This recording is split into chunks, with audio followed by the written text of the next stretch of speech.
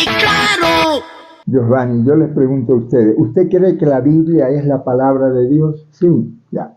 ¿Quién le dijo a usted que la Biblia es la palabra de Dios? ¿Quién se lo dijo? Porque usted no habló con Dios. Usted no habló con los apóstoles ni con Jesús de Nazaret. ¿Quién le dijo a usted que la Biblia es la palabra de Dios? ¿Se lo dijo el pastor o el cura? ¿Quién se lo dijo al pastor? Pastor, otro cura, y así vamos echando para atrás. ¿Saben ustedes cuándo se dijo que la Biblia es la palabra de Dios? Siglo IV, un papa, el Papa Dámaso I, que cogió el libro y dijo, todo lo que hay en este libro es palabra de Dios y punto. Y como lo dijo el Papa Dámaso, que por cierto, el Papa Dámaso era un sinvergüenza de primer nivel, pero esa es otra historia. Averigüen quién era el Papa Dámaso I. En ese siglo IV, después de Constantino, cuando el emperador romano dijo, la única religión aquí es la religión cristiana, y punto.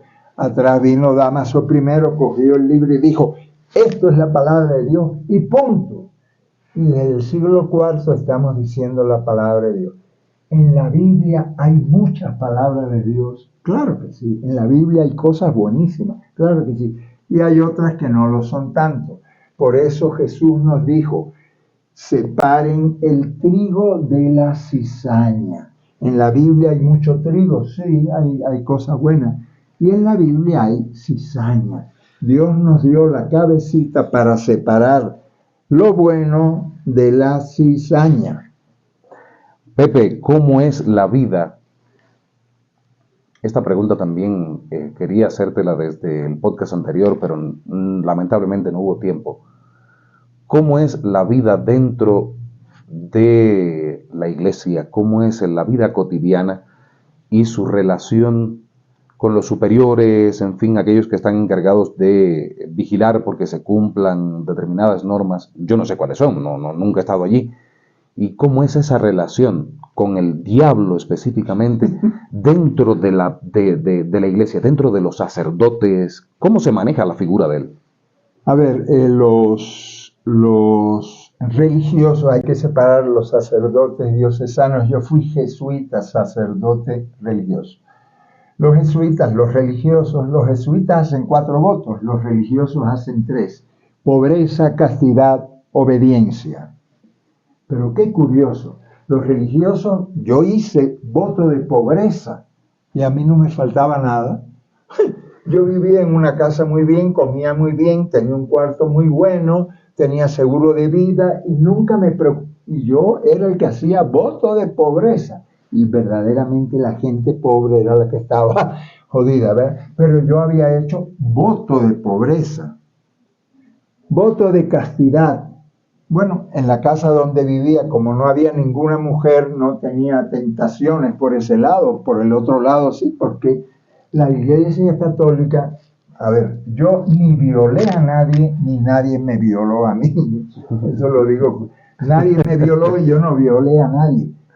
Pero las órdenes religiosas están llenas de pedófilos, de violadores, hay gente buenísima. Yo tuve compañeros buenísimos aquí en Quito. Yo estudié filosofía.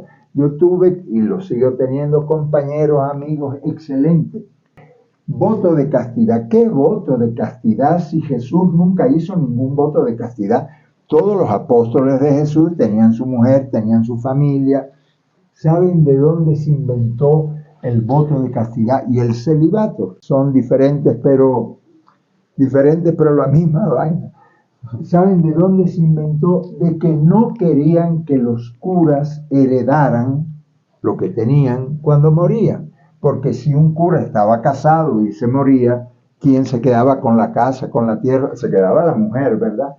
La Iglesia Católica en el siglo IV dijo, se acabó el cuento ese de la herencia. Si quieren tener mujeres, tengan las mujeres que quieran, pero no pueden heredar. Mejor dicho, celibato obligatorio para que todas las riquezas que puedan tener esos curas queden dentro de la iglesia. En resumen, prohibieron el matrimonio para quedarse con el patrimonio. ¿Te das cuenta? El tercer voto de obediencia. ¿Qué voto de obediencia? Yo tuve algunos superiores inteligentes y yo tuve superiores tontos, idiotas, a quien tenía yo que obedecer. ¿Y por qué yo voy a obedecer a un superior tonto e idiota? Mejor dicho, eso sería para otra entrevista. Los famosos votos religiosos. En el caso de los jesuitas hacen un cuarto voto de obediencia al Papa.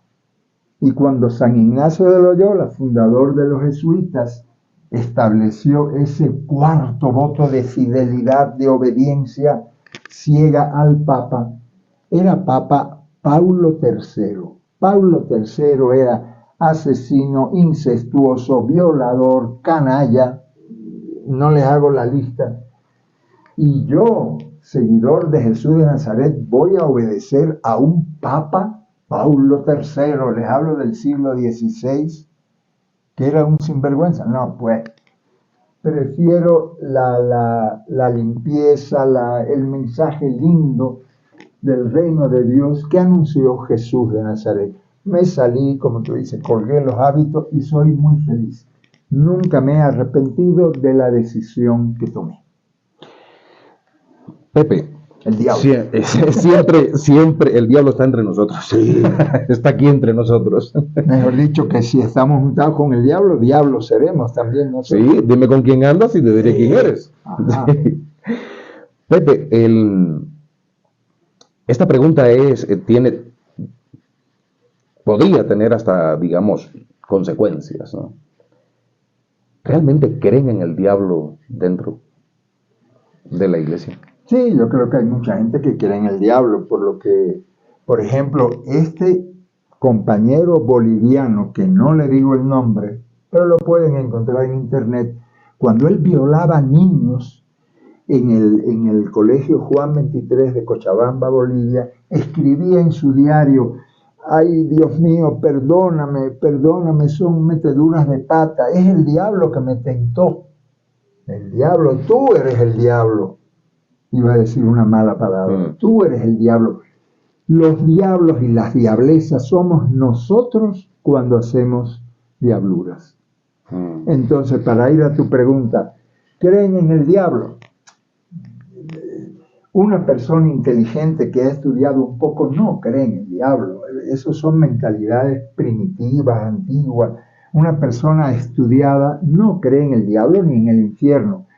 Pero, como digo, no tienen el valor, o por razón de dinero, no tienen el valor de decir públicamente en el Vaticano, en los salones del reino, en las iglesias católicas, protestantes, evangélicas, no tienen valor para decir: señores, esto es un cuento, esto no existe. No tienen valor o no quieren dañar el negocio. Estamos conversando con José Ignacio López Vigil. Aparece en redes sociales con su nombre, pero se presenta como Pepe el Hereje. Una vez más, reitero a todos ustedes que harían muy bien si siguen sus páginas e interactúan con sus contenidos. Son contenidos de altísimo valor, de muy alto valor para la sociedad, y está ocurriendo justamente aquí, en Quito, en la capital del Ecuador. Pepe el Hereje ha venido a cubrir un nicho que estaba vacante, digo yo, en las redes sociales, de alguien que hablara con tanta frontalidad sobre temas álgidos como este. ¿El diablo desaparecerá, Pepe, en algún momento? Confiemos que sí. Calvo y claro.